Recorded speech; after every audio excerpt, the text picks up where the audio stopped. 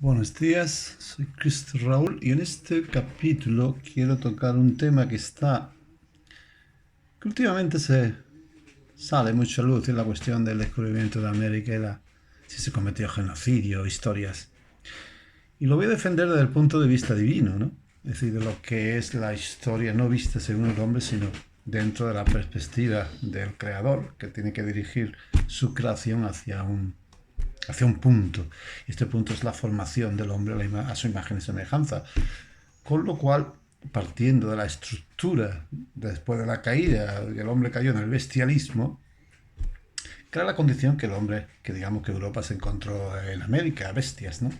Pero no porque ellos lo fueran, sino simplemente la caída pues afectó a todo el mundo y ellos se permanecieron estancados en un tipo de civilizaciones que, bueno, había que salir de ahí, ¿no? Porque todo el que historiador que entra en lo que era la cultura maya, lo que era la cultura azteca, tanto la cultura lo que era tanto en Sudamérica como en Centroamérica, pues eran caníbales, ¿no? Se puede decir, el sacrificio humano es que si nosotros lo dejamos aquí atrás, miles de años atrás, ellos seguían manteniéndolo, ¿no? Y la estructura, por ejemplo, de las pirámides del Sol, ahí en México, por ejemplo, pues es la misma estructura que tenían los asirios 1500 años antes de Jesucristo. Es decir, hacer guerras para coger esclavos y sacrificarlos a sus dioses, ¿no?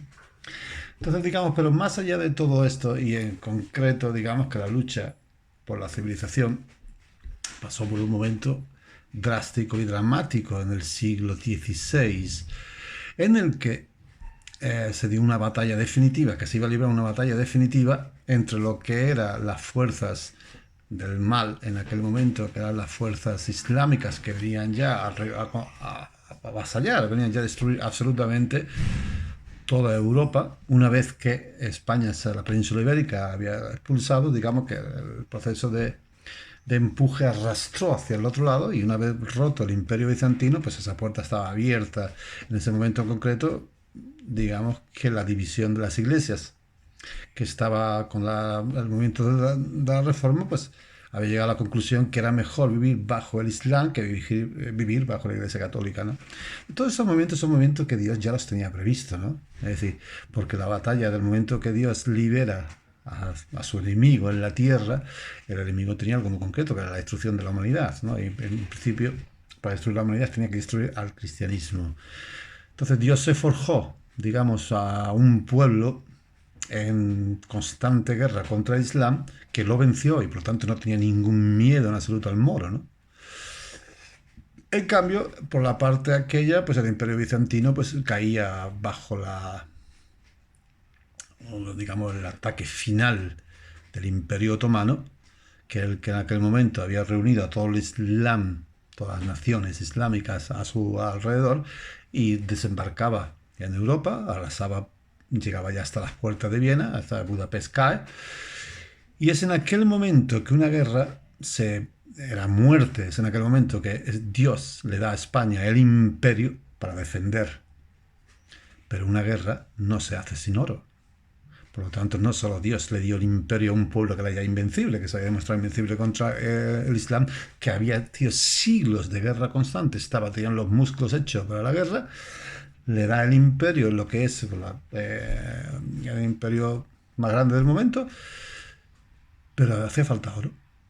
Y Dios, que ya lo había previsto todo antes de que se desencadenara la batalla, había dado a España le había dado el imperio, es decir, el descubrimiento de América, y con aquel oro se financiaba aquella guerra. Por lo tanto, el movimiento, independientemente de lo que pasó o dejara de pasar, aquello fue un movimiento divino de una batalla tremenda que se iba a librar entre Cristo, digamos, la fuerza de Cristo en la tierra y la fuerza del diablo en la tierra, el Islam y el cristianismo, es decir, Europa, África y Asia juntas, que se habían reunido para destruir la civilización cristiana. Entonces, en aquel momento, Dios, que ya lo había visto venir, aquella movida, porque entonces ya se estaba viendo, es decir, no porque humanamente se estaba viendo, ¿no? Es decir, desde el punto de vista cristiano, teológico, de la inteligencia cristiana, en aquel momento se estaba viendo perfectamente que la liberación del diablo en el año 1000 había llegado al cisma de Oriente, es decir, a la destrucción de la unidad entre la Iglesia ortodoxa y la Iglesia católica, que nunca habían estado muy bien, pero bueno, se llegó, que ya el terreno había estado preparado igual por las épocas de la pornografía católica vaticana, digamos, de la iglesia italiana en el siglo X, que ya está todo computado, ya está todo registrado, no hay nada que volver otra vez a la teocracia, a la pornocracia más que teocracia del Vaticano de aquella época. Bueno, el Vaticano es por hablar al nivel de moderno, no existía el Vaticano entonces, era la iglesia italiana la que había, digamos, legado en la sucesión de San Pedro y la había monopolizado. La liberación del diablo, pues era lógico que con un campo, un terreno ya trillado, pues era muy fácil sembrar la división, ¿no? Ya se produjo en el 1054, se produce la división de la Iglesia Ortodoxa, se producen las cruzadas independientemente de esta división, y las fuerzas del Islam pues siguieron creciendo en vez de hacia el oeste, siguieron creciendo hacia la India, ¿no? Con los genocidios de millones y millones y millones de seres humanos, que el Islam donde iba arrasando ciudades y arrasando poblaciones, llevando la esclavitud y la muerte a todos sitios. Pero ya llegado a ese extremo, China, digamos que es el muro que no puede atravesar, otra vez la marea vuelve hacia Europa, y en aquellos momentos también lo que era el pueblo español se había llegado a la unidad, había roto todo el yugo islámico en la península ibérica, ya definitivamente, y la expansión se produce por esta zona. El Imperio Otomano, el Imperio Turco de aquel momento coge el poder y ya destroza un imperio bizantino que ya no existía, solamente consistía en una ciudad. Digamos que el emperador era un demente, ¿no? Sí, se llamando emperador por llamarse de alguna forma, porque no tenía ningún imperio, más allá de los muros de la Constantinopla, de lo que es hoy día Estambul. Entonces, en concreto, el movimiento se veía venir. El odio del Islam, la yihad islámica desde Mahoma no había parado jamás.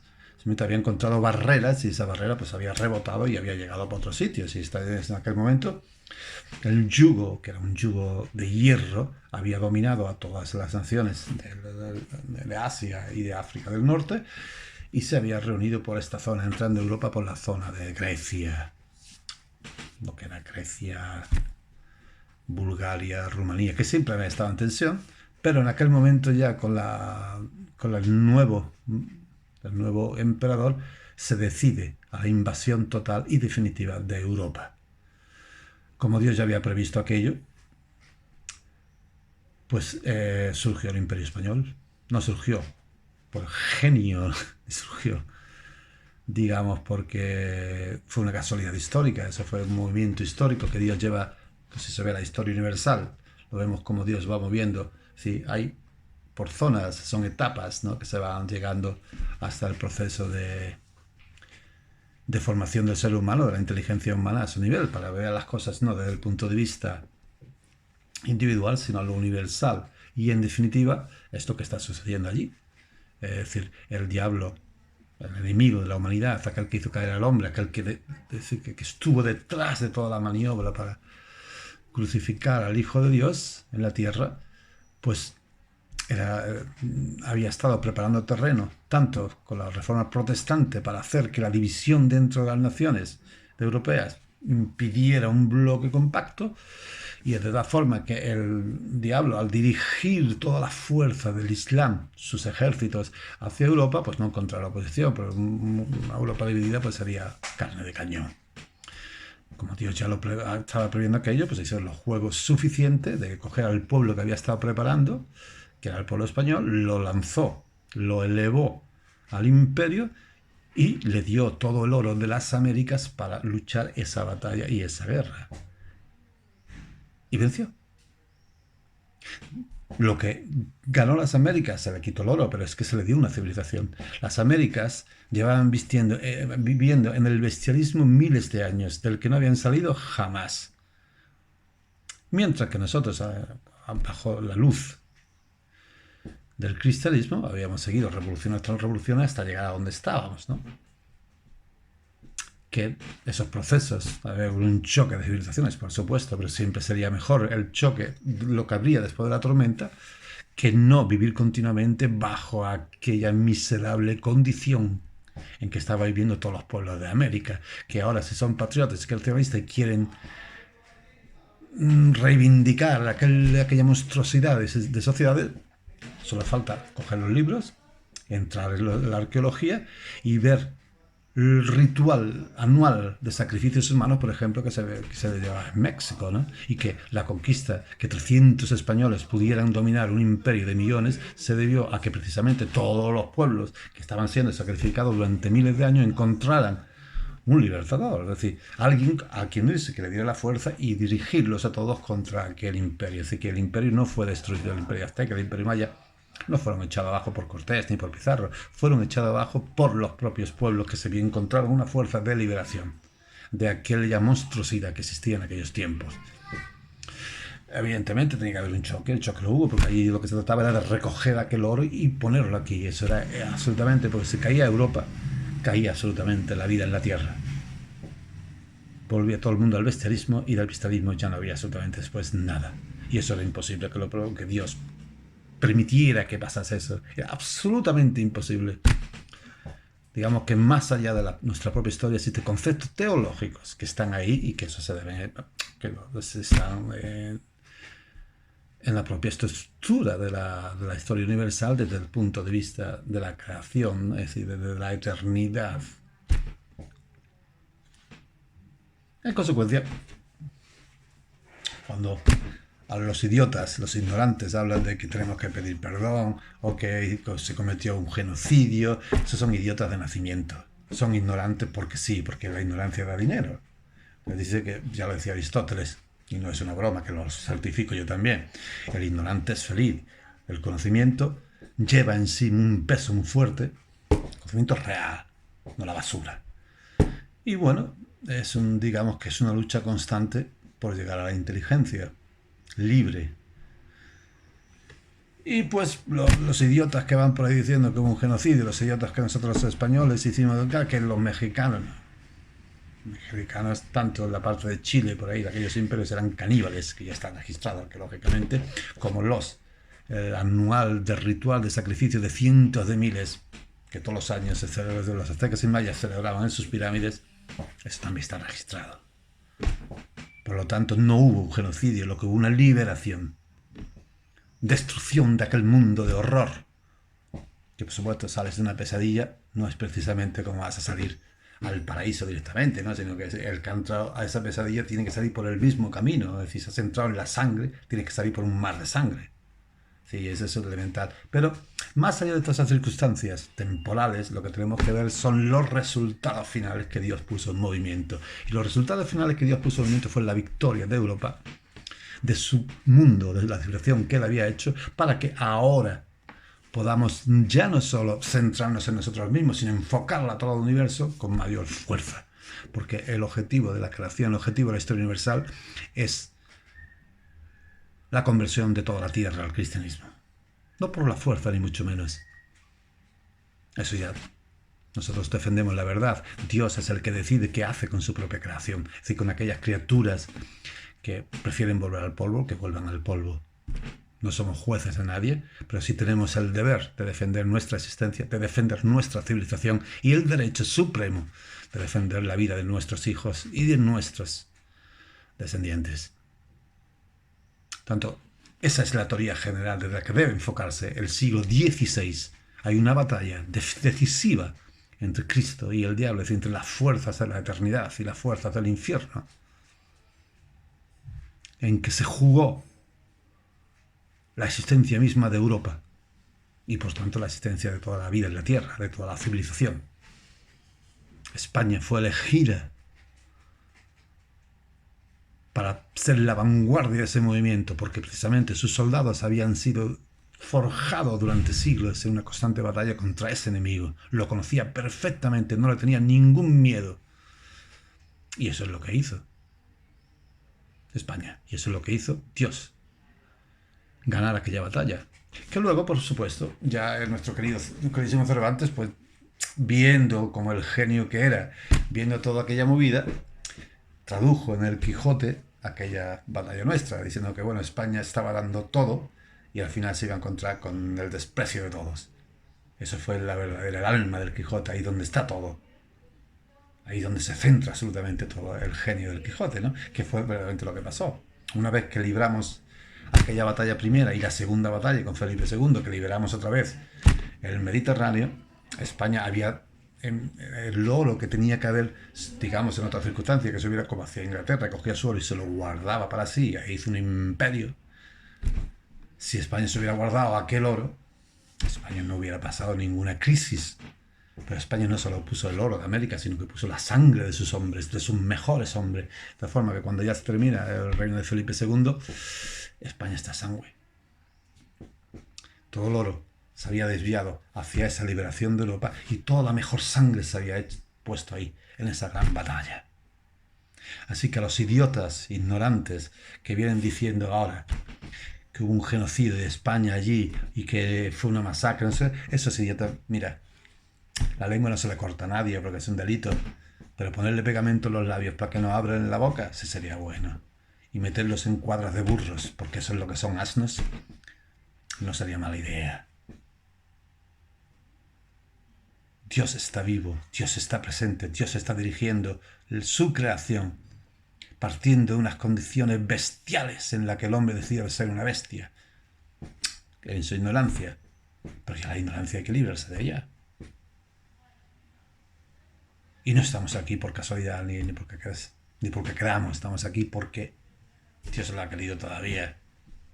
Y el mundo, quiera o no lo quiera, este siglo XXI va a acabar la batalla que se empezó y la batalla final va a ser la victoria total del cristianismo sobre todas las naciones de la tierra. Todas se convertirán al cristianismo. El siglo XXII será un mundo totalmente nuevo en relación a la civilización que nosotros hemos conocido, los nuevos cielos que miraremos. Cuando miremos será una nueva estructura. La nueva tierra, cuando la miren nuestros descendientes del siglo XXII, será una tierra diferente a la que nos estamos contemplando. En todos los aspectos, en tecnológicos, en flora, en fauna, la habremos otra vez repoblado. Y ese Islam que viene ahora a convertir, otra vez quiere atacar, quiere ganar Europa, que lo sepa. Va hacia el abismo.